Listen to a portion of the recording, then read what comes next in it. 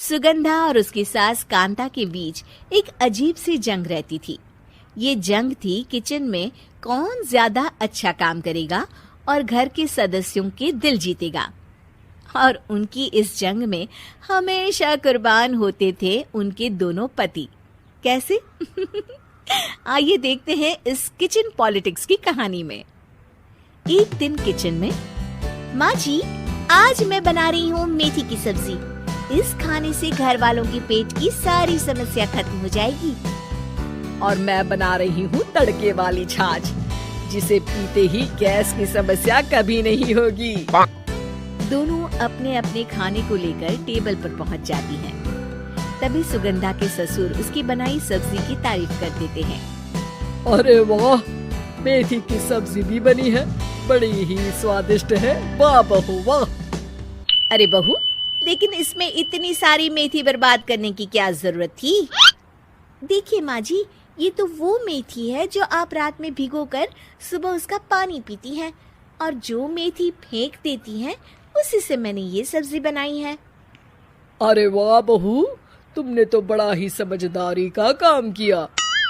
बस अब क्या था, कांता जी का तो मानो ये सुनकर खून ही सूख गया। वो फैसला कर लेती है कि किसी भी तरह वो अपने खाने की तारीफ लेकर ही रहेगी और सुगंधा को किचन में उसकी कमियां गिनाएगी। कांता फ्रिज खोलकर देख रही होती है और फिर सुगंधा से कहती है, अरे बहू, ये क्या, पूरा फ्रिज गंदा पड़ा है। तभी वहाँ सुगंधा का पति आ जाता है। वो सुगंधा को डांट कर कहता है, सुगंधा, तुम्हें कितनी बार कह रखा है कि वायरस फैल रहा है, साफ सफाई का पूरा ख्याल रखना है, लेकिन तुम किचन में इतनी गंदगी रखोगी तो कैसे चलेगा। सुगंधा सास की तरफ देखती है जहाँ वो मुस्कुरा रही होती है।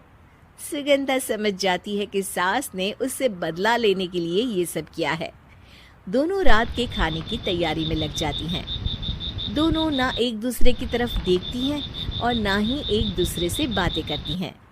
रात को खाने की टेबल पर एक एक कर दोनों कई तरह के अलग अलग व्यंजन टेबल पर लगा देती हैं और अपने अपने पति के पास जाकर खड़ी हो जाती हैं। अरे खाइए जी खाइए, मैंने बड़ी मेहनत से बनाया है। प्लेट में वो खाना डालती हैं। सुगंधा भी दोनों की प्लेट में खाना डालते हुए कहती है, बड़ी ही मेहनत लगी है इस खाने को बनाने में। हाँ, दोनों को ना चाहते हुए भी सारा खाना खाना पड़ता है। कहीं दही तो कहीं मलाई तो कहीं मसाला। और इन सब के बाद दोनों बड़ी ही मुश्किल से अपने कमरे में सोने जाते हैं। लेकिन अगली सुबह सुगंधा का पति चिल्ला रहा होता है, हाय रे, हाय मेरा तो पेट खराब हो गया, हाय माँ बहुत दर्द हो रहा है।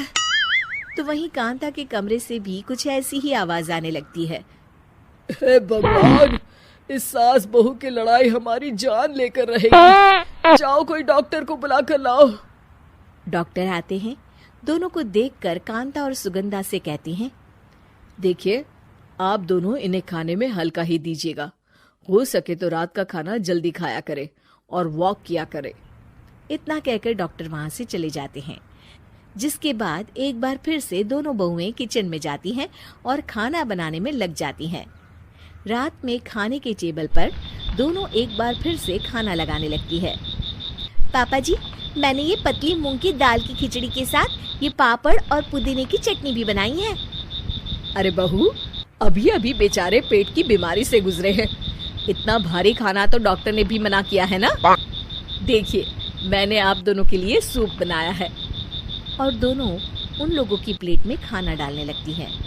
तभी दोनों एक साथ बोल पड़ते हैं, बस करो, हमें माफ करो, हमें नहीं खाना इस घर में, ना खिचड़ी और ना ही सूप। हम इंसान हैं, एक वक्त में एक ही खाना खा सकते हैं। बस करो, हमें माफ करो, हमें नहीं खाना इस घर में, ना खिचड़ी और ना ही सूप। हम इंसान हैं, एक वक्त में एक ही खाना खा सकते हैं। इतना कहकर वो दोनों वहां से चले जाते हैं। कहानी का अंत। आप लोग उम्मीद कर रहे होंगे कि अंत में सब ठीक हो जाएगा। नहीं जनाब, अगर सास बहू के बीच सब ठीक हो जाए तो आप ये सीरीज देखे ही क्यों? तो मजा लीजिए इस चैनल में सास बहू से जुड़ी कहानियों का, क्योंकि ये ऐसा रिश्ता है जिसकी मिठास उसकी खटास में हमेशा ज्यादा ही रहती है।